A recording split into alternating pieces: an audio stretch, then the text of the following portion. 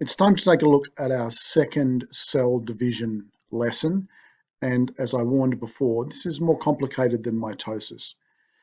And not only that, but you need a good understanding of mitosis before we can understand how meiosis works. So I hope that you have viewed the previous lesson and you have a solid understanding of how mitosis works. In fact, the background information, stuff we've already covered, is so important that I'm going to do a review briefly of some of the key background concepts before we can move into the new stuff. So let's do some revision. Somatic cells are body cells. They make up most of a multicellular organism.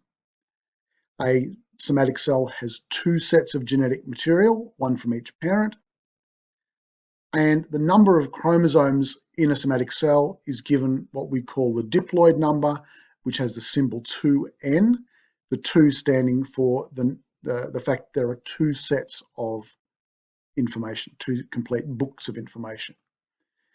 And for humans, somatic cells include heart cells, brain cells, skin cells, and the number of chromosomes in each of those is 46. So 2n equals 46.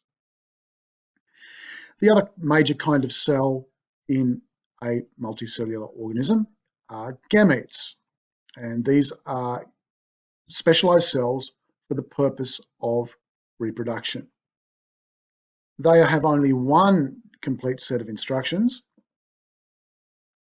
and the number of gametes is known as the haploid number, gets the symbol n, so 1n, but we leave out the number 1. In humans, the gametes are called sperm and ova, sperm for the male, ova for the female, and the number of chromosomes is 23. The third thing we need to review is what homologous pairs are. So we've already said that in a somatic cell there are two books of DNA, one from each parent, and we already know that a chromosome is like a page of information, but because there's two books, each page, each chromosome has a twin. And the twin of any chromosome is called its homologue. And here is an image that you saw in the karyotype lesson, a homologous pair of chromosome 4. This one here is one of the chromosome 4s, and this is the other chromosome 4. One came from mum, one came from dad. There's no way of knowing which one is which here, though.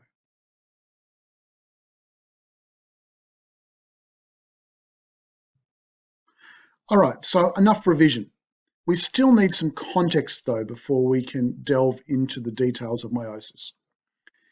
And one of those pieces of context is to understand the different types of reproduction that happen in the biological world. You probably are aware that there are two basic types of reproduction, sexual and asexual. Sexual reproduction involves two parents, asexual involves only one. So humans use sexual reproduction and the two parents create an offspring. But notice that plants also use sexual reproduction, and you need two separate cells in order to create one new offspring. And usually, not always, but usually those two separate gametes will come from separate plants. In asexual reproduction, you start with one parent and then it slowly splits, or actually sometimes quite rapidly splits into two. So if we look at sexual reproduction, we have two parents creating one child. So we begin with two individuals and end up with three individuals. In asexual, we start with one parent and we end up with two total, each being a half, if you like, of the parent. Asexual reproduction is achieved by mitosis, which is really a form of cell cloning, natural cloning. And we've already done mitosis in a previous lesson, so I won't labor the point. Sexual reproduction is more complicated, and that is why we need meiosis. The question is, why is a different form of cell division required for meiosis when mitosis does a perfectly good job of not only dividing a cell, but duplicating the information and separating it out? So to answer that question, to address that question, let's consider this problem. The normal chromosome number for a koala is 16. So 2n equals 16, number of chromosomes in a koala cell. Well, if a male koala sperm had 16 chromosomes and formed a zygote, that's the first cell of a new koala, with a female koala ovum also with 16 chromosomes, you'd have something like this. You have a sperm with 16 added to an ovum with 16, and you end up with a new cell having 32 chromosomes. Well, if you remember the karyotype lesson, if you increase the number of chromosomes above the normal, it will have very serious consequences. And to double the number would certainly mean that the cell died. So you can't have that. What we've got to have somehow is the male providing some amount and the female providing some amount, and then ending up with the same amount, with 16 chromosomes. The solution to that is to halve the number of chromosomes before sexual reproduction, before the sperm and the ova meet. And that's what happens in meiosis. So if we take our koala example, a somatic cell in a koala is 16, has 16 chromosomes, and that applies for both male and female koalas, but a gamete has to have 8. So you need to reduce the number from 16 to 8, and then when boy sperm meets girl ovum and they add together, you'll end up with a little baby zygote which has 16, which is actually the number you want. So that's what we're going to look at in meiosis. How does that happen? And the process is quite involved, as I have warned you. In fact, because it's complicated, I'm going to do the strategy which I've mentioned in class, which is I'm going to tell you what's going to happen, then I'm going to tell you, and then I'm going to tell you what happened. I think in that way you'll develop a better understanding. So meiosis is the process by which one somatic cell, 1 times a 2n cell, divides to form 4 gametes, that is 4 times 4 haploid cells.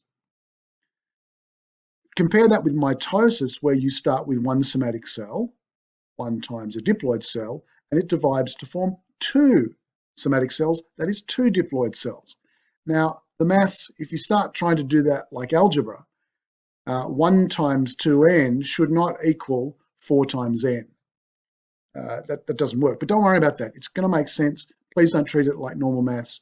It's going to make sense in a minute. But that's what's going to happen.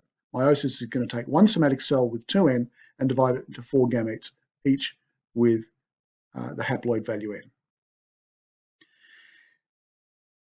And that whole process has 2 steps or 2 stages. In the first step, the homologs get separated, and in the second step, the chromatids are separated. Now, if you want the best summary of this entire lesson, this is the page. Right in front of you there now is a summary of meiosis, and if you get that in your head, then all the rest should follow. Can I just also make a note before we move on that you're going to find in genetics there's an awful lot of 2s. There are 2 homologs, they come in pairs. There are 2 chromatids, sister chromatids come in pairs. DNA nucleotide bases come in pairs. A matches with T and G matches with C.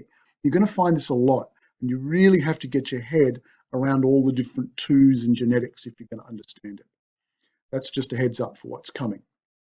But let's move on. So that's our summary. I'm going to give it to you visually as well. So stage 1, the homologs get separated. So here we have 1 cell, and we have just 1 homologous pair. So this is a diploid cell. It's a somatic cell, body cell. And I've kept it very, very simple. There's only 1 homologous pair, and one of these chromosomes came from mum and one of them came from dad, and they get separated. In stage 2, the chromatids are separated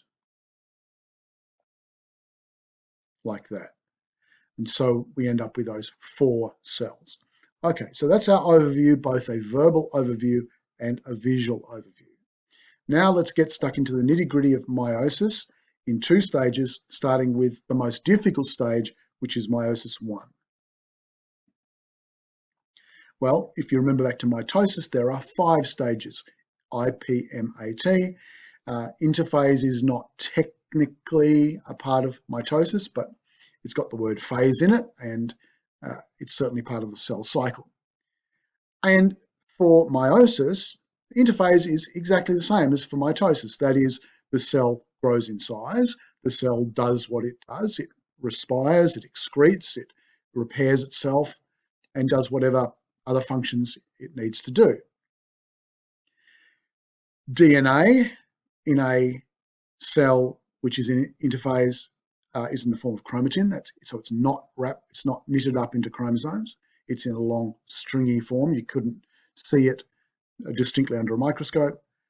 And at the end of interphase, the DNA replicates, so there's a copy, a photocopy. All right, so interphase is easy. It's basically the same as interphase for a cell before mitosis. But in prophase 1, things get interesting. The first part that I'm going to mention is the same as for mitosis. That is, that chromatin gets knitted into chromosomes, which is the same as for mitosis, and the nuclear membrane begins to break down.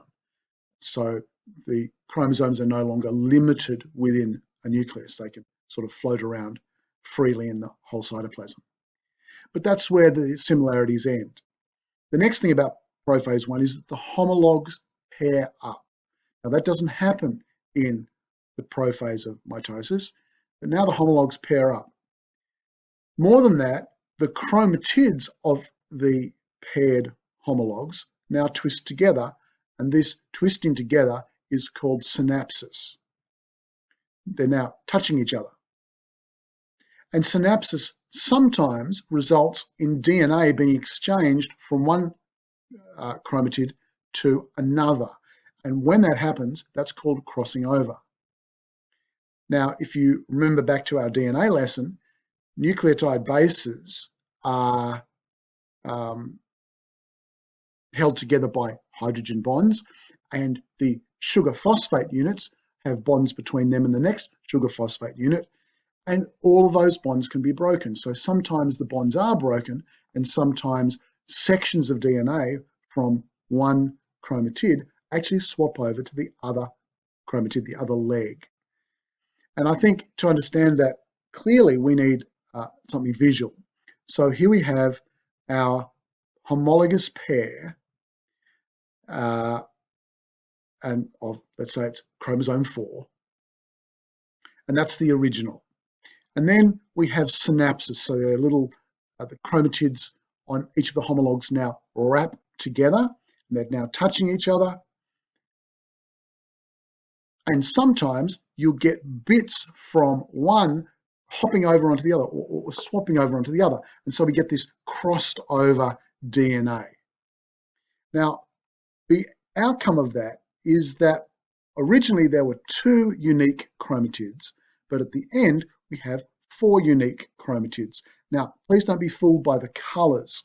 If we look back over here on this chromosome, you've got a red chromatid and an orange chromatid, but they are photocopies of each other. There's only one set of information, it's just been photocopied. So there's only one unique set of information on this chromosome, not 2. And likewise here, there's only one unique set of information on this chromosome.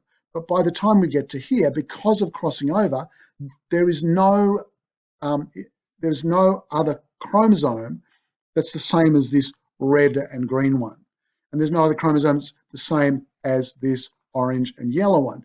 Every single one of these 4 is different. I'll also make mention of a little fact that sometimes people get confused about. To count chromosomes, you count centromeres.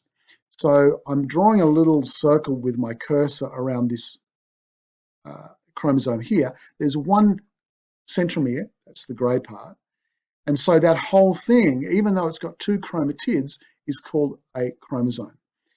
So that's one chromosome, that's two chromosomes, that's another chromosome, sorry, that's the first one again, and that's the second one again, but now they've split up. What do we call them? Well, we actually call them, each of these, 4 chromosomes, because each of them has a centromere, and it doesn't matter how many legs they have. Okay, that's crossing over, and that's the end of prophase, which is certainly the most complicated of phases, the most things to remember. But metaphase has its difficulties as well. During metaphase of mitosis, M for middle for metaphase, the chromosomes are lined up at the equator. The little spindle fibers attach, and they push and they pull the chromosomes around until they line up on the equator. Well, in metaphase 1, the homologs, or should I say the homologous pairs, line up at the equator. So each one is next to its twin. And note that the order in which those pairs line up is random. Again, we need a visual to help us here. So here is cell 1, and this is a somatic cell. And let's say that we want to focus on this homologous pair. And let's say, for argument's sake, that we know that the ones shaded white came from mum, and the ones on the right-hand side shaded grey came from dad. Okay, well, imagine this is the equator of the cell down here, and these homologous pairs have lined up, and all of mum's are on the left-hand side, and all of dad's are on the right-hand side. Fine. But they don't have to line up that way. There's nothing that tells the cell, oh, keep mum's genes with mum's chromosomes with mum's and dad's with dad's. They could have this arrangement. Dad's here, mum's there, mum's here, dad's there, and so on. Or it could have this arrangement, or it could have that arrangement. And I've only used 3. So if you can imagine 23 pairs, then the number of combinations that there could be is extremely great by the time all of those pairs have lined up at the equator. Okay, so that's metaphase 1. Now the homologs have lined up at the equator. Next is anaphase, and this is fairly simple. Now the homologs are dragged by the spindle fibers to either pole. Note that the chromatids don't get separated yet. Okay, so even though in the crossing over slide I showed you different chromatids, they have not separated yet. That doesn't come until the next, it doesn't come until the next stage of meiosis. We're still in stage 1, meiosis 1. All right, now telophase 1, and that's exactly the same as for mitosis.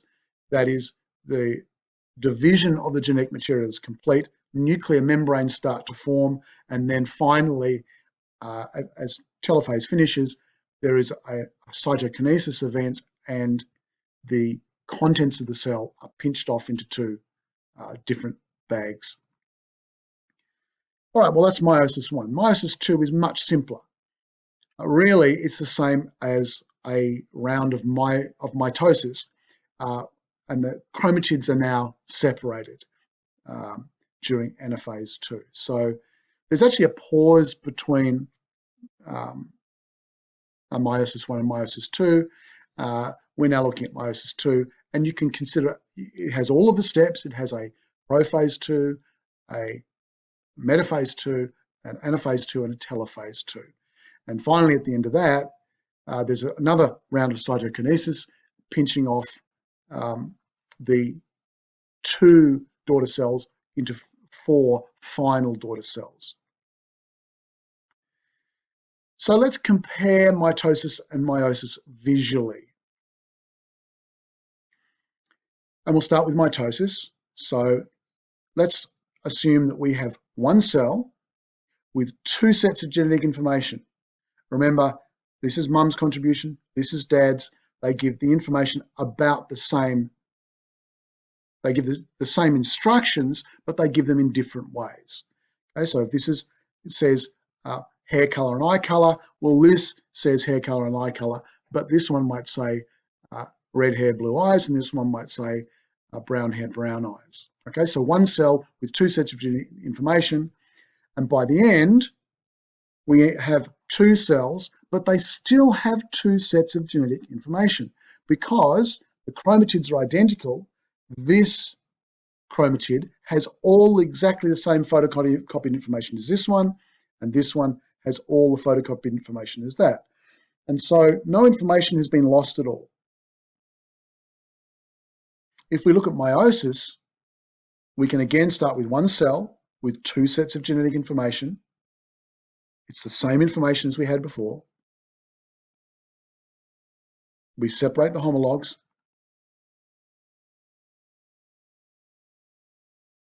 And now we end up with 4 cells, but each cell only has one set of genetic information. This cell has dad's instructions, brown hair and brown eyes, got no information from mum. This cell has red hair and blue eyes, no information from dad.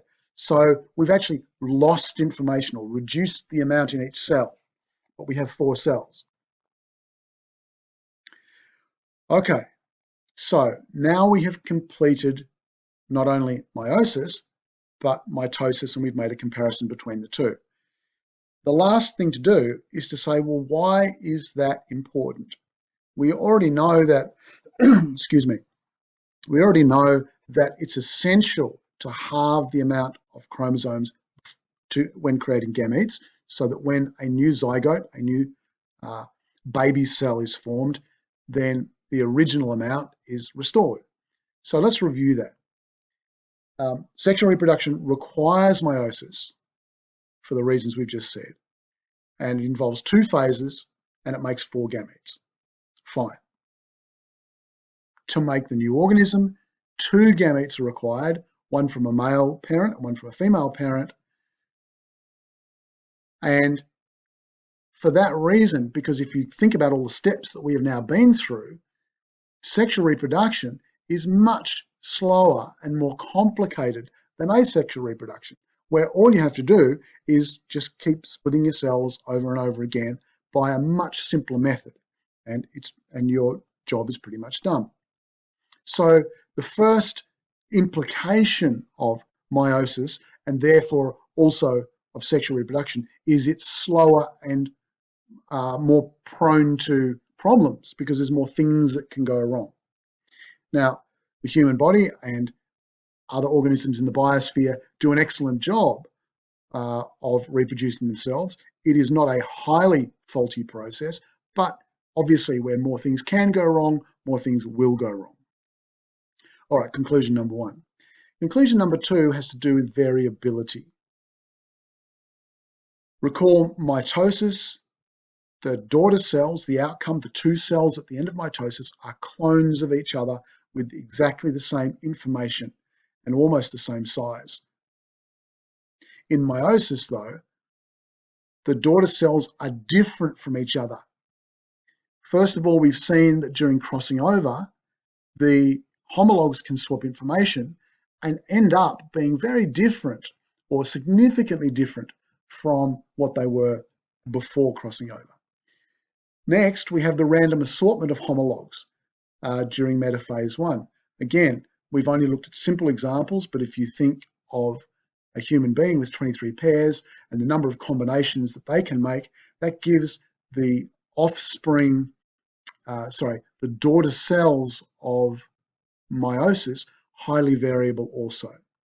Finally, let's not forget that for sexual reproduction, 2 parents have to get together, and each of those parents has created a gamete, and through meiosis with all the crossing over and the random assortment that we've seen. And then the gametes get together, and that creates even further variability. Okay, so if there's a drawback in meiosis in speed and complexity and complications, the advantage is variability. Instead of getting constant repeats of clones, you get offspring which are almost invariably different. But why does that matter? Well, here's the punchline. Variability increases the average survivability of offspring because each one has slight differences which give it a slightly different ability to survive or to cope with the challenges that they experience in their environment. Now, in this situation, you can't think of one offspring. You've got to think of many. So let's take a rabbit, famous for producing many offspring. Because they're sexually reproducing organisms, and each of the gametes goes through meiosis, and each of the gametes is variable, the baby rabbits are all going to be slightly different from each other. Some are going to be slightly faster and some are going to be slightly slower. Some are going to have slightly more fat and some slightly less. Some are going to have slightly longer ears and some slightly shorter.